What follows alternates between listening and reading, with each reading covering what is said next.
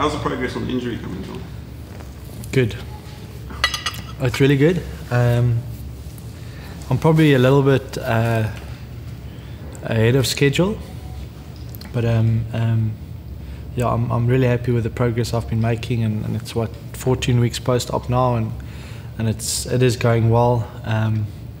Today I had a bit of a sort of a setback, if I can call it that.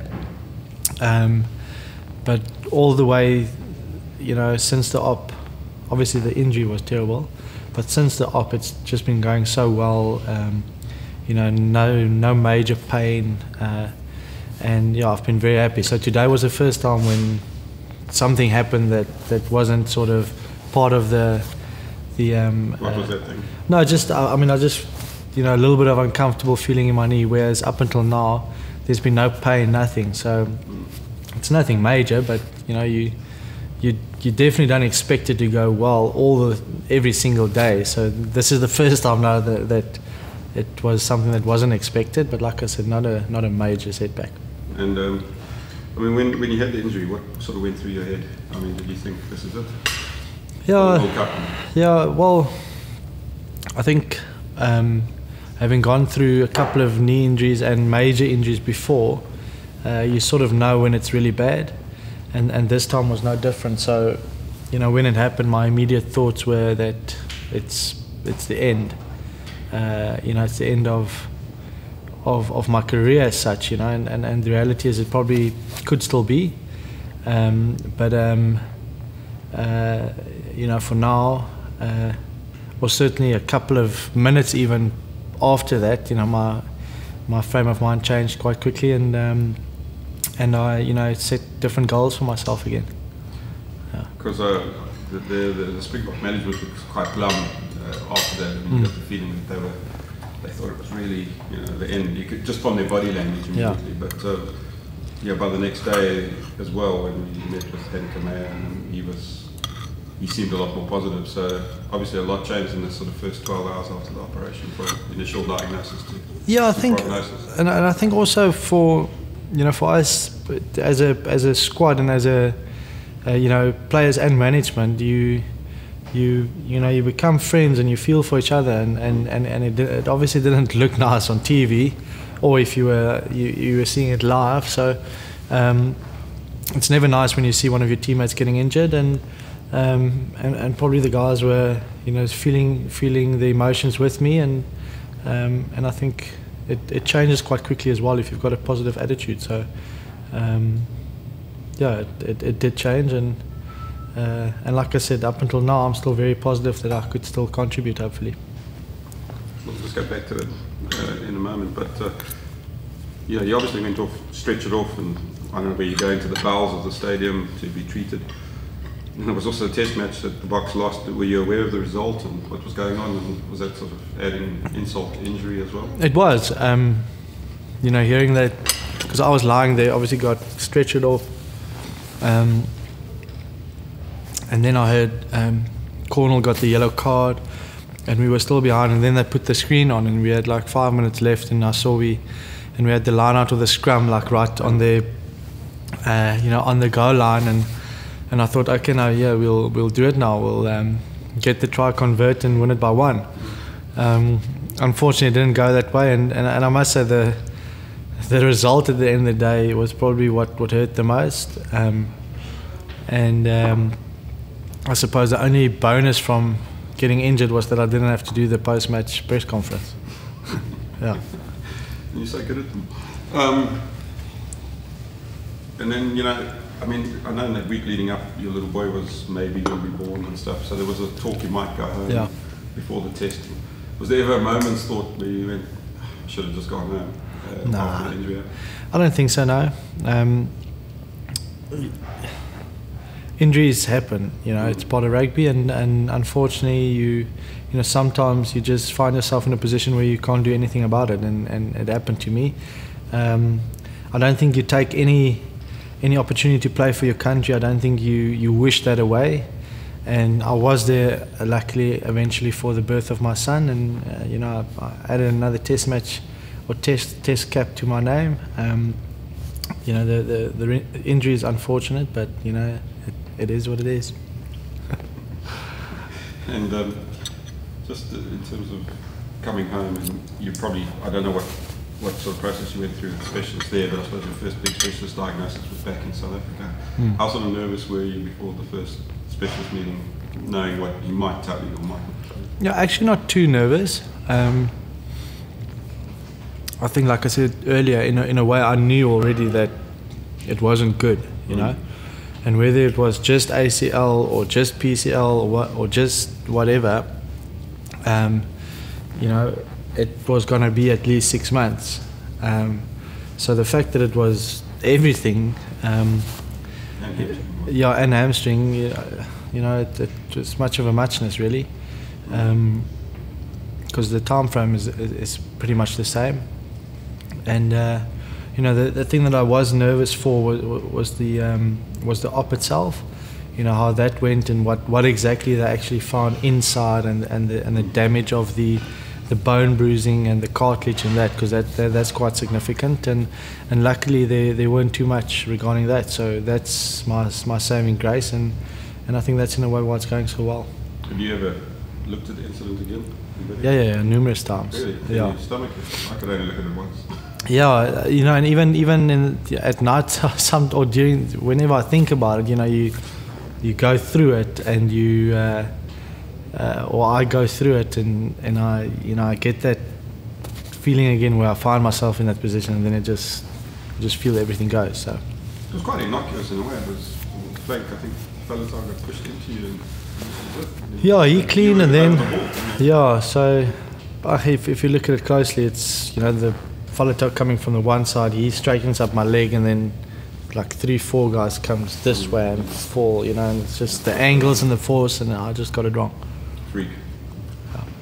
So has there been firstly, how many surgeries have you had? Has it just been the one? Has there been more than one surgery?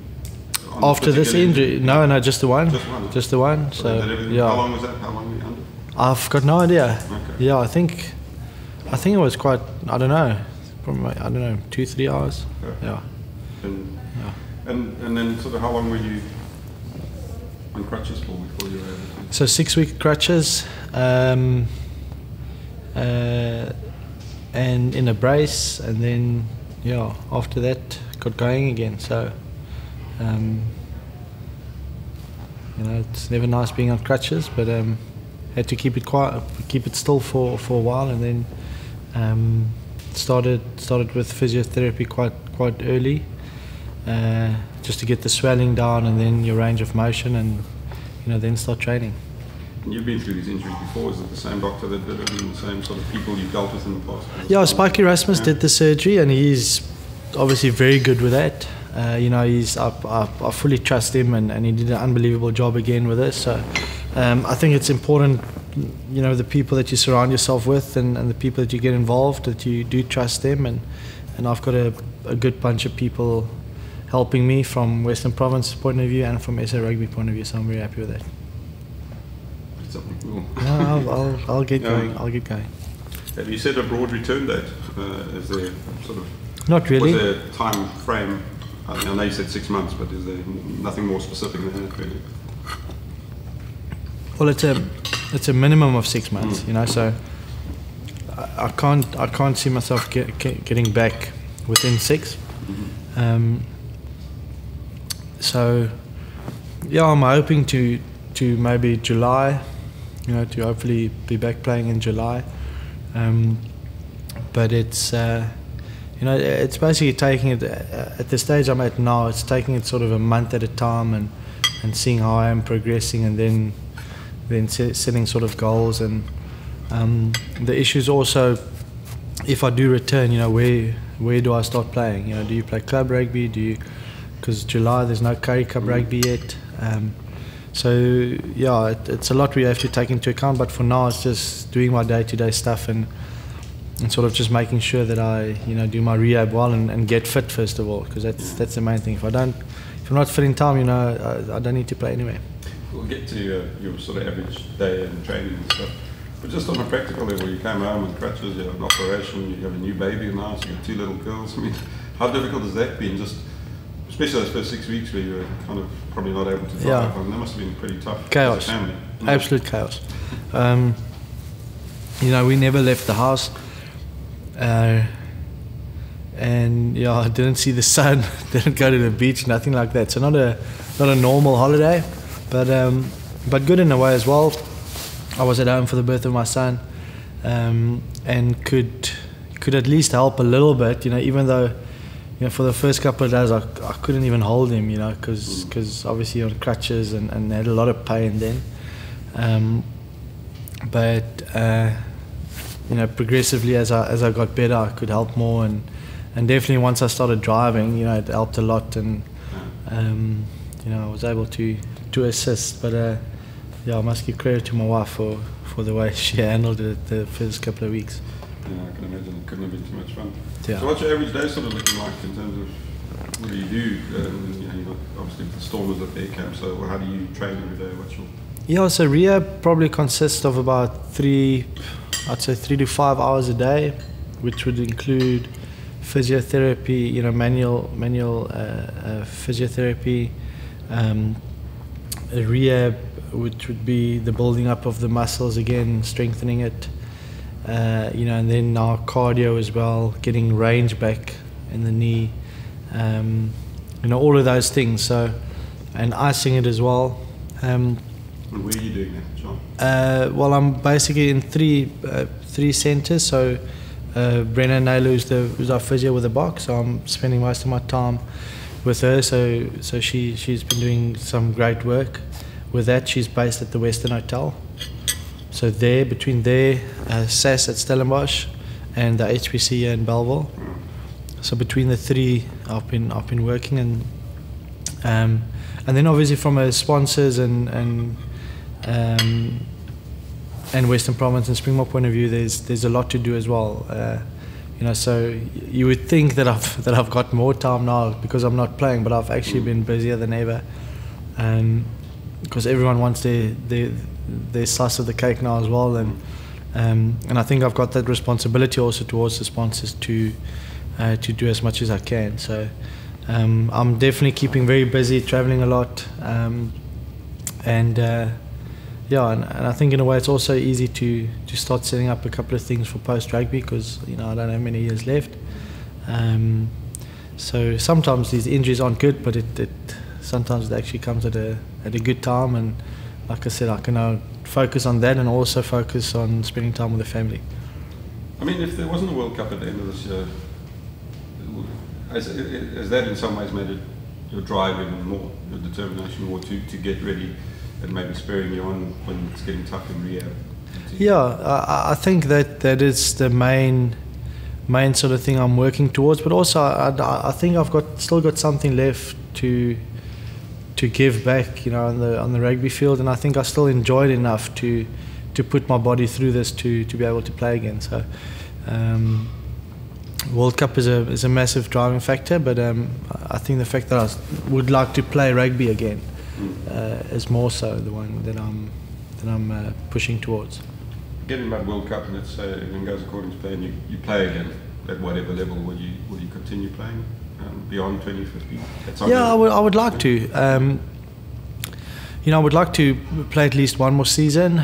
I think the fact that I'm basically getting my whole body reconditioned now because of this injury helps me and would put me in a position to play for another year. So that's the plan. If it materializes like that, you know, then great, and if not, you know, then it's time to move on. I mean, you've had these injuries before. They don't always go according to plan. You might be on track for the first 3 or 6 months, and then something sets you back. Is that, how mentally tough is it? I mean, does it help that you've been through this kind of injury before in terms of preparing yourself? Yeah, I think it helps big time. You know what's expected. You know what works, what doesn't work, when to push yourself, when to hold back a bit. So I think it helps, and it helps the mental part as well, because I think you need to be mentally quite strong and be mentally ready for what's lying ahead, because it's obviously not an easy road. Yeah. And you, sitting back, have you watched much Super Rugby? What's your take on it been? Have you been enjoying Stormers went well to start the season. They had a bit of a setback on Saturday, but it's not the end of the world. What's your take been in general of the tournament and maybe of the Stormers? Yeah, I've been following it, but probably not as much as I would in the past. I've tried to distance myself a bit as well, so that sort of hunger, comes back, and with the Stormers it's also been difficult because you're part of the squad, but you're not really part of it, and so it's always a difficult situation. But regarding them, it's been fantastic to see the way they play, and the youngsters coming through and being able to start really well this season. Bit of a setback of the weekend, but still, I really enjoyed that first half, the way they played, and just the commitment that the guys are showing, and I think there's a lot of they can still improve a hell of a lot. So that's I think the best part of it all. So it's one loss, but I think there was still a lot to gain from the game. I mean, you watch it with your sort of Springbok cap on a little bit as well, and you look at form of players, and I suppose someone like Damien de Linde is in your position, but it must sort of thrill you when you see a guy who had his own injury problems last year playing that nicely as well. Yeah, it's great. I think the more guys we can have actually competing for a Springbok spot, the better we'll be off. And there's been some great players coming through, and definitely putting up their hands at the early stage of the year, saying I want to stake a claim for a World Cup spot. I think the key is to be able to maintain that, and by the time that the team gets selected, you must still be in good form. So, but it's definitely mentally much easier to start off well and keep that momentum, because sort of that confidence it has that sort of snowball effect. So you much rather want that than starting off badly and then sort of having to force yourself into form again. I mean, obviously you might not have a chance to. I mean, you don't have to prove yourself in terms of selection, I suppose, but every player wants to show that he deserves his place, and you might not have that opportunity in terms of provincial rugby, leaning into Springbok selection. So your first game could conceivably be a Springbok game back in action. Maybe you might play a game. So how would you sort of prepare for that mentally to run out into a test match 10 months or something after?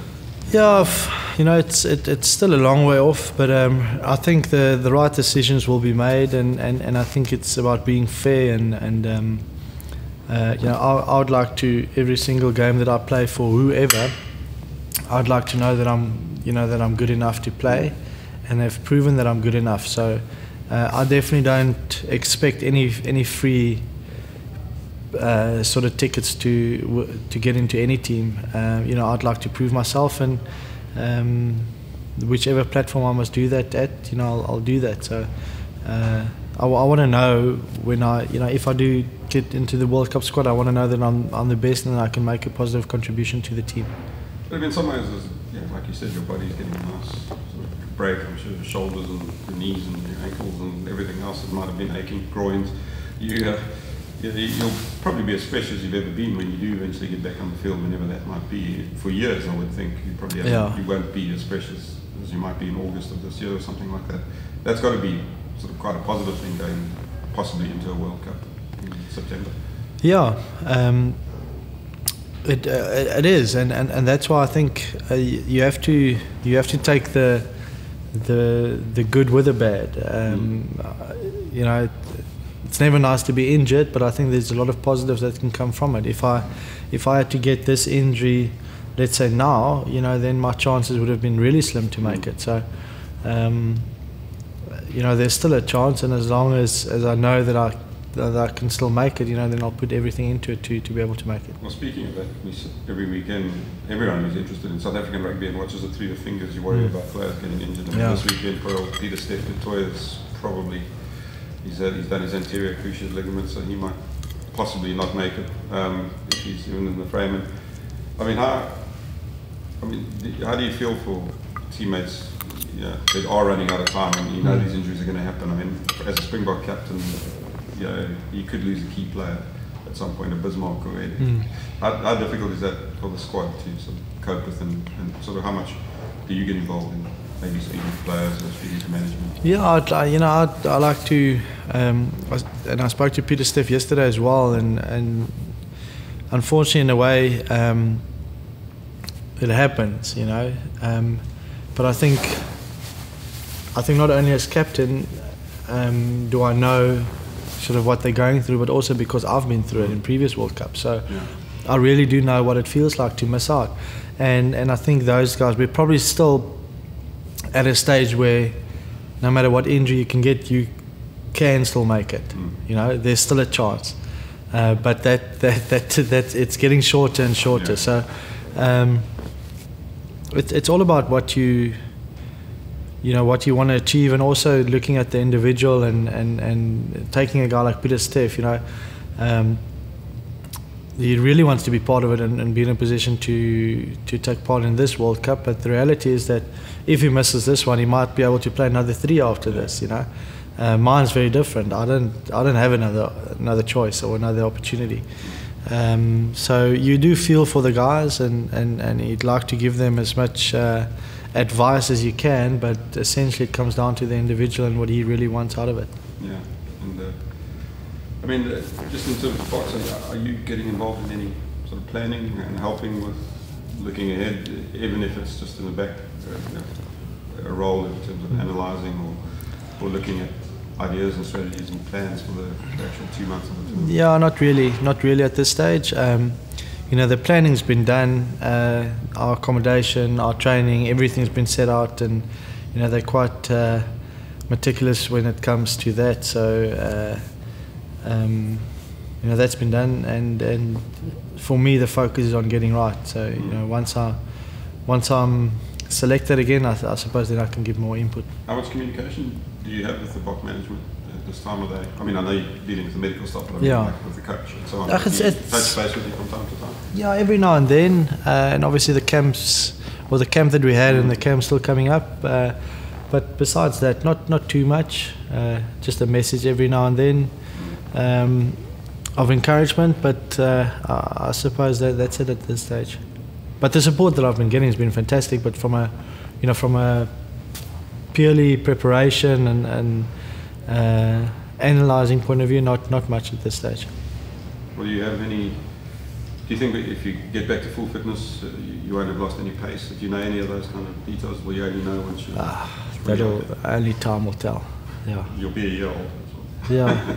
Well, Linford Christie won the 100 meters at the Olympics at 34. You did. I'm 34, so you know, there's still hope.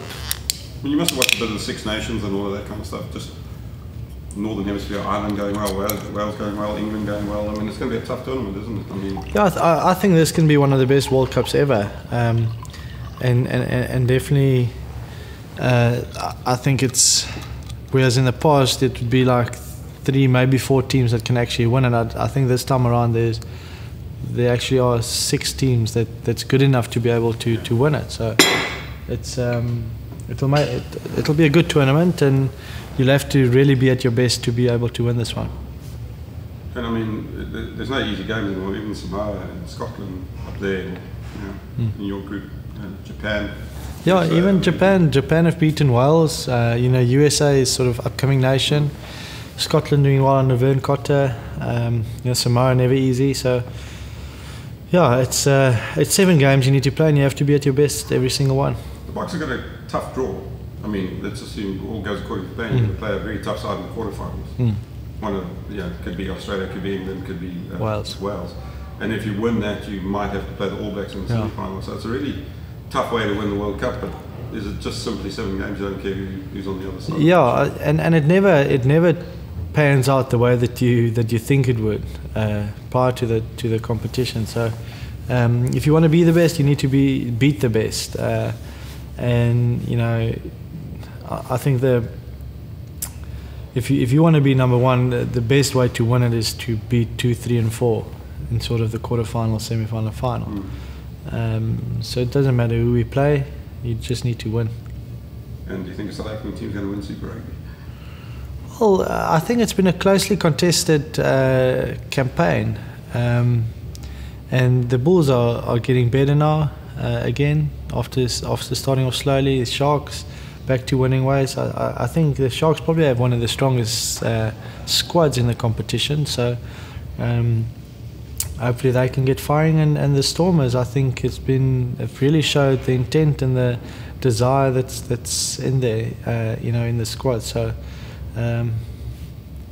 obviously my heart still lies with the Stormers team. So if we can pull it through, I think it'll be a great achievement. And just on that, resting players. I mean, sorry about this deal with the players. It's something. It's not massive amount of weeks off, but it is a little bit of something. Is that quite a good thing, do you think, in the World Cup? Yeah, I think it's great. Not even for the World Cup, but I think for the Super Rugby as well.